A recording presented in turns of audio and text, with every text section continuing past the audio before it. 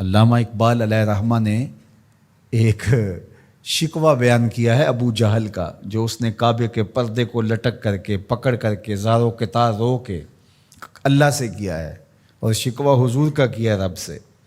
ابو جہل نے کہا کہ اس نے قریش کی عزت کو، ہمارے تفاخر کو خاک میں ملا دیا ہے، اور میرا سینہ بڑا زخمی ہو گیا ہے۔ در نگاہ او یکے بالاؤ پست، با غلام خیش بر یک خان نشست، کہ اس کی تو نظر میں اونچ نیچ ہے ہی نہیں، یہ تو غلام کے ساتھ بیٹھ کے کھانا کھا لیتا ہے، تو اگر یہ دین یہ لے کر آیا ہے تو پھر قریش کا وقار کدھر جائے گا؟ یہ کعبہ کے پردے سے لپٹ کر کے اللہ سے شکایتیں حضور کی لگا رہا ہے ابو جہل۔ اللہ اکبر۔ تو وہ غلام کو انسان نہیں سمجھتے تھے۔ جب غلام آقا کے جوتے اذن کے بغیر چھو بھی نہ سکے، میرے حضور معراج سے واپس پلٹیں اور کہیں بلال تو کون سے نیک عمل کرتا ہے، جنت میں میں تیرے قدموں کی آہٹ سنتا رہا۔ کیا خیال ہے اس ایک جملے نے دور غلامی کی ساری تھکن اتار نہیں دی ہوگی، اور بلال فرش سے اٹھ کے فراز عرش پہ نہیں پہنچ گیا ہوگا۔ حضرت سیدنا عثمان غنی رضی اللہ تعالی عنہ جمعے کی تیاری کرتے، تو جمعے کی تیاری ہوتی ہے غسل کیا جائے، کپڑے بدلے جائیں، تیل لگایا جائے، خوشبو لگائی جائے، تو تیاری میں ایک شامل یہ تھی غلام آزاد کیا جائے، ہر جمعے کو ایک غلام آزاد کرو۔ حضرت عبد الرحمن بن عوف رضی اللہ تعالی عنہ نے حضور کی دی گئی ترغیب سے زندگی میں 30,000 غلام آزاد کیے۔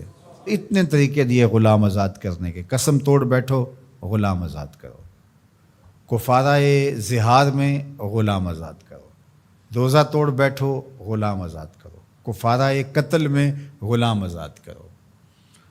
ویسے ترغیب دی تو آج دیکھتے ہیں کہ غلام نہیں ہیں۔ اسلام نے اتنے طریقے دیے، اور کافر کو بھی آزاد کرنے کا ثواب ہے، مومن کو بھی آزاد کرنے کا ثواب ہے۔ لازمی نہیں کہ مسلمان غلام کو ہی آزاد کرو، کافر غلام ہے تو اس کو بھی آزاد کرو، اس کا بھی تمہیں ثواب ملے گا۔ ایک جان کو آزاد کرنا ہے۔ اور پھر ہوا کیا کہ مسلمانوں نے غلام آزاد کرنے شروع کر دیے۔ آدھی دنیا غلاموں سے بھری ہوئی تھی، آدھی آقاؤں سے بھری ہوئی تھی۔ اب غلام آزاد ہو گئے اور وہ امتیاز بندہ و آقا ختم ہو گیا۔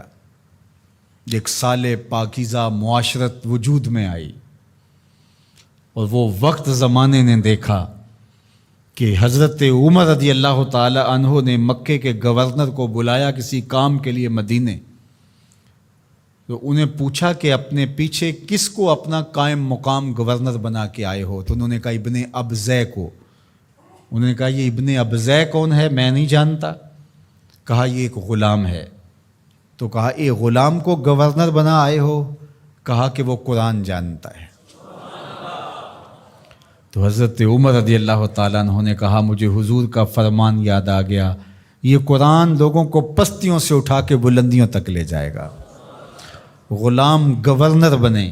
ہندوستان کے اندر باقاعدہ ایک خاندان غلاماں گزرا ہے، جس طرح خلجی حکمران ہوئے، مغل حکمران ہوئے، ایک باقاعدہ خاندان غلاماں تاریخ پڑھیں، وہ باقاعدہ بادشاہ بنے۔ تو یہ تاریخ ہے۔ بھلا غلاموں کو اس مسند پہ بٹھایا جا سکتا تھا، سوچا بھی جا سکتا تھا، اپنے ساتھ بیٹھ کے کھانا کھلانا، اس پہ شکایتیں لگا رہا ہے رب کے حضور، کعبے کے پردے کو تھام کے ابو جہل کہ از محمد سینہ ما زار زار، ہمارا سینہ زخمی ہو گیا ہے۔ در نگاہ او یکے بالا و پست، با غلام خیش بر یک خان نشست۔ یہ تو غلاموں کے ساتھ بیٹھ کے کھانا کھانے کی بات کرتا ہے۔ اگر یہ دین ہے تو پھر قریش کا وقار کدھر جائے گا؟ لیکن حضور نے غلاموں کو عزت دی، ان کو وقار دیا۔ اللہ اکبر۔ انسانیت آزاد ہی میلاد والے رسول کے صدقے سے ہوئی ہے۔ انسان غلامی کی زنجیروں میں جکڑا ہوا تھا، انسانیت کو غلامی سے آزادی دی ہے تو میلاد والے محمد عربی نے دی ہے۔ تو ہم کیوں نہ پھر حضور پہ درود پڑھیں، اور کیوں نہ حضور کا ذکر خیر کریں۔